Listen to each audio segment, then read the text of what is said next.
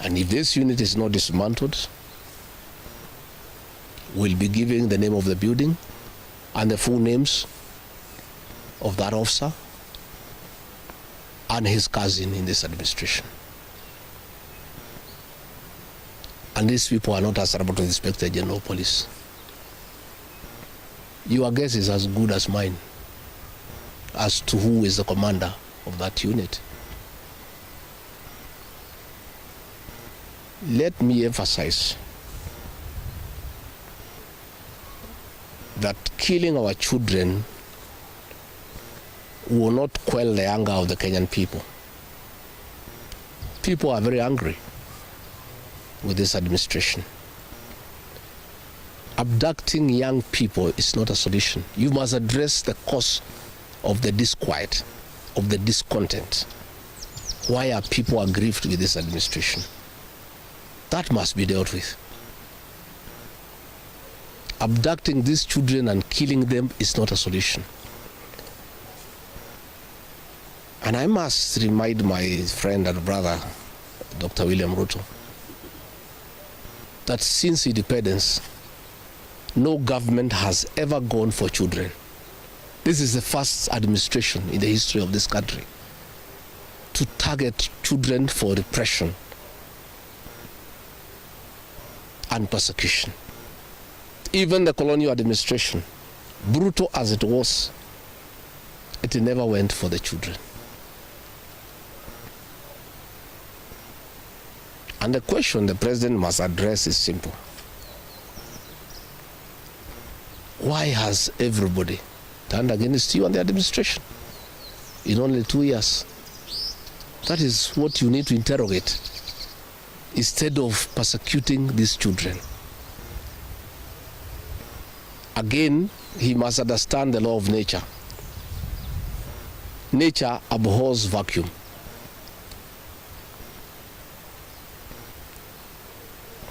When you swallow the opposition and there is nobody to hold you to account, when you capture parliament and other institutions of oversight, since nature abhors vacuum, other formations will emerge to oversight you and hold you to account. And that is how the church has come up to hold the government to account. And that is how these young Kenyans have come out to hold the government to account. In the unfortunate event that these children were to be muzzled and silenced through death and abductions and other extrajudicial methods of silencing dissent, some new formations will also come up to hold the government in check because nature abhors vacuum. So the amount of repression that is going on in the country is unparalleled, it is unprecedented, and it needs to come to an end. I have just learned we have a prayer meeting in Shamata Ward in Nyandarua tomorrow. We have a farm.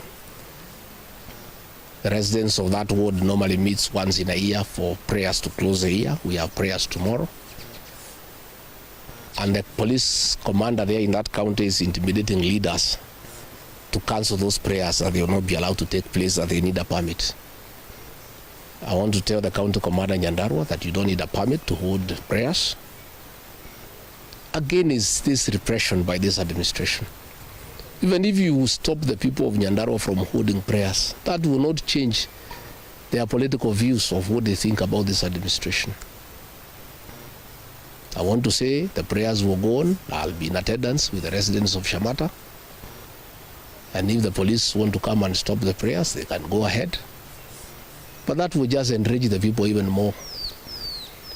And those tactics of using police to stop prayers were tried by the previous administration. And the president knows how it worked out.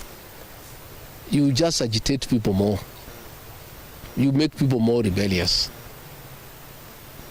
There is no need for police to interfere with people's rights of expression, of association, and the freedom of worship. So I want again to ask the Inspector General of Police to tell his county commander in Nyandarua not to interfere with the rights of the people of that area to hold prayers and to congregate to pray together, because those rights are guaranteed in the Constitution. And this is not the way to deal with dissent and discontent. Let the government take time to find out why people are unhappy.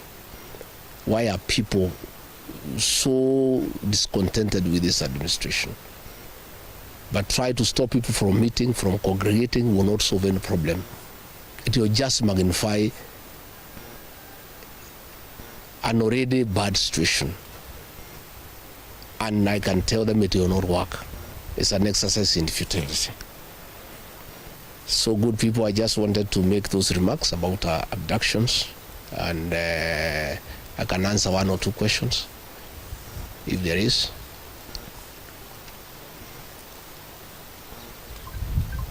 Kosawa?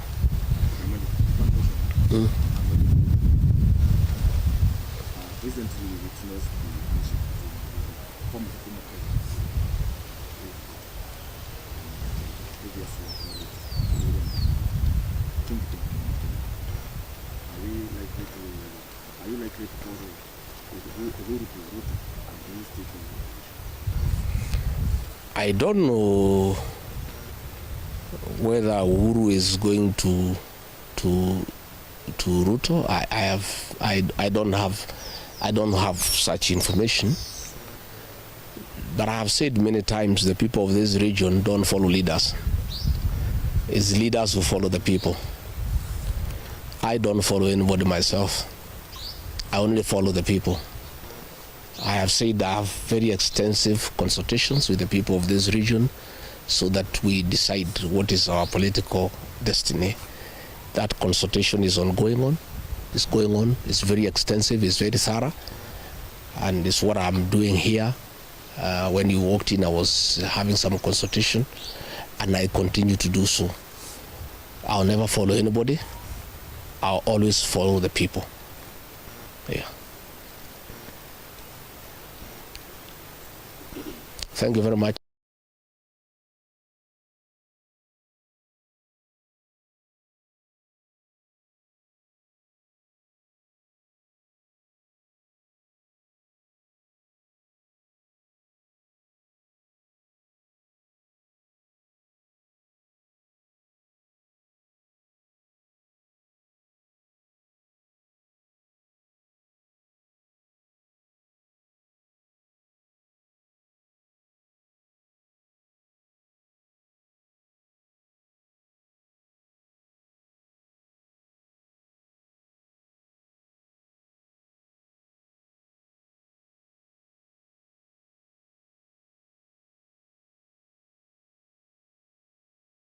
Is not aware of these incidents.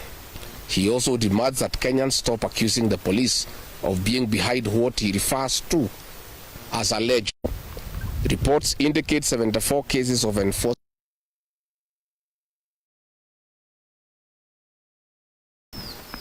Tragically, the events this December have only worsened the situation. New abductions,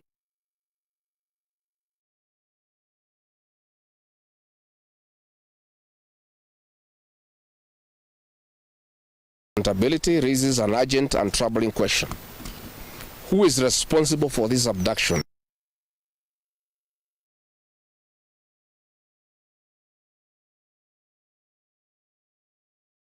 Our security agencies are either actively complicit in silencing dissent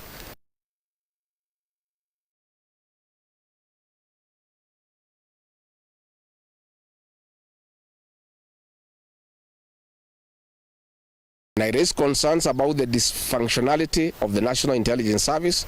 I was accused of being in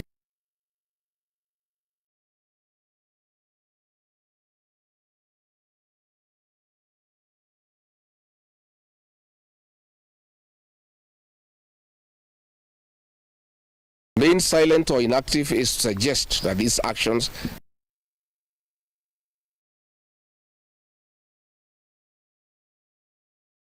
among the victims is their criticism of the president and his administration. This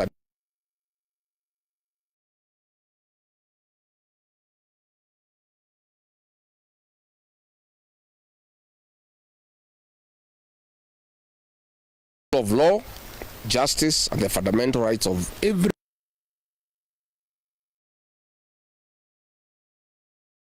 business must end. We also make an urgent appeal to all friends of this country, the media, the church,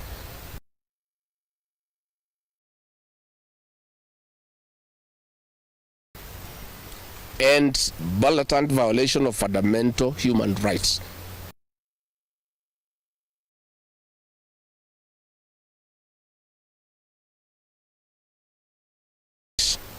Pressure must be brought to bear on this administration to respect its constitutional obligations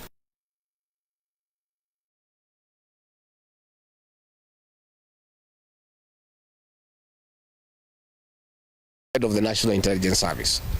It was politicized. To also demand the resignation of the Inspector General of Police, the Director of Criminal Investigation,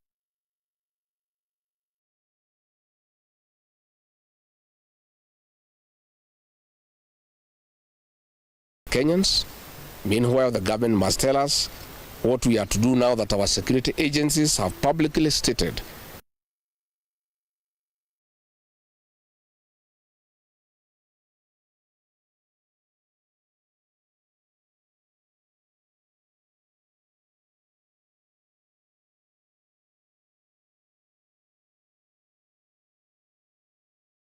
we assure you that we'll start